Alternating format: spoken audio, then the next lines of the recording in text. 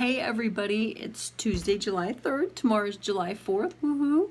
And I was sitting here and I decided to do, I'm trying to get the best angle, it's dark in my office. I decided to do another video. I'm going to try to make it quick because it just takes a long time to upload and everything.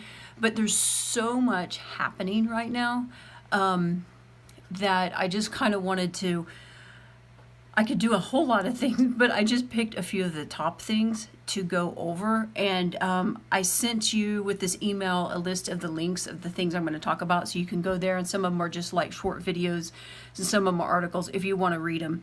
But the first thing that you guys all probably know is Justice Kennedy resigned. So glory to God, there have been so many prophetic words about how many Supreme Court justices Trump is going to get to appoint and that sort of thing. And so really this is kind of a fulfillment. And so this is of utmost importance that we be praying for the right candidate. There's 4 of them. I think he's narrowed it down to 4. Monday he's going to be announcing who he's going to nominate. And this is just a huge battle because the left, even the 2 Republican senators who are pro-abortion, they're even making it difficult. So this is going to be, we really need to pray about this. And so that's one of the things I wanted to say. So there's one lady in there, the lady that's in the top 4, she sounds like she'd be really good. I'm sure any of them are, but we just need to pray for God's will, for, who he wants to be, who he wants in that will uphold righteousness in the land. So be praying about that. And then the other thing is some of the Supreme Court wins that have happened recently. So they upheld, I sent an article with 7 wins that have happened recently.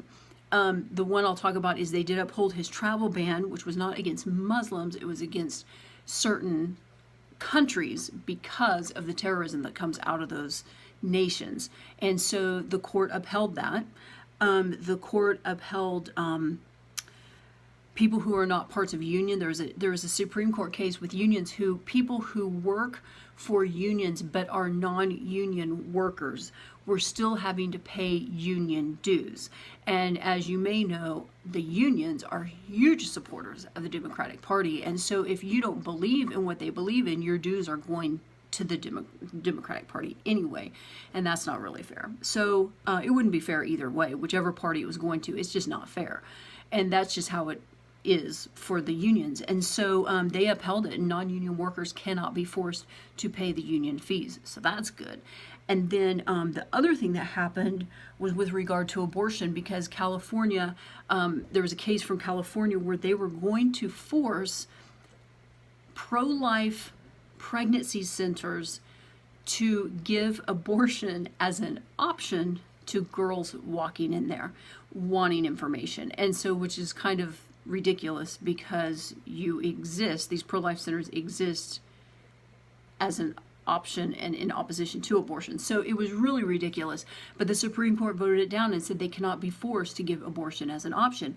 Now, all of these came from 5-4 decisions, which tells you how important Neil Gorsuch and the election of him was to the Supreme Court, because we knew going into the election, the Supreme Court issue was one of the number 1 things that, because the president was going to be able to elect or nominate several people to the Supreme Court, which is going to affect us for the next 40 or so years. So all of these have been 5-4, so that's why we've got to be praying about the Supreme Court justice. So these are some wins, and then I'm trying to look at the other thing. Also, I included a link. Lou Engle, if you don't know who Lou Engle is, he's a huge prayer warrior, and he has for many years, he's kind of organized young people to pray for an end to abortion. So the abortion issue is huge in his heart. And so he has, from the Elijah list, I put a link in there, read through that prayer and just his urging for us to pray. And so read through that as well. And then the other thing that's just the other link I put in there is a Trey Gowdy when Rod Rosenstein, I always get his name mixed up. Anyway, when he was before Congress testifying, then Trey Gowdy just basically let him have it. And it's a 6-minute clip that is amazingly awesome. I love Trey Gowdy. So take a look at that. Listen to it while you're getting ready for work in the morning or something. It's really good. And then the other thing that just happened is Mexico just elected a new president, and the guy is very far left. And I included a link in the email with Dick Morris talking about how important that is. And, you know, there's just a spiritual force against the United States, as we know. But we really need to be praying about that as well, because he is not for America, and he is for open borders, and basically he wants to send all the people he can over the border, and it's just, we need to pray. So those are the things. Let me just make sure I said what I wanted to say in this. Oh, and there was also somewhat of a win. Apparently, you know, the federal government didn't want to support sanctuary cities with money, and so the Seventh Court of Appeals did accept a request from Jeff Sessions to only apply this particular case to Chicago instead of all cities. But they're going to hear oral arguments on September 6th. So that's a big deal as well. So I think that was all I wanted to cover. Anyway, we just need to be praying, and our next prayer session is Monday, July 9th, next Monday, 7 o'clock in the town square. So you can make it. That would be wonderful. That's the day the Supreme Court nominations, or his selection, will come out. So anyway, that's it, guys. I want to wish you guys such a happy 4th of July. I hope you guys all have a good celebration. We love this nation. We love our country. And I so appreciate all of you guys being involved in prayer for the nation. I know some of you can only come certain times and some of you can't, but I know you enjoy getting the email updates and you're with us in spirit and you're praying. So it's awesome.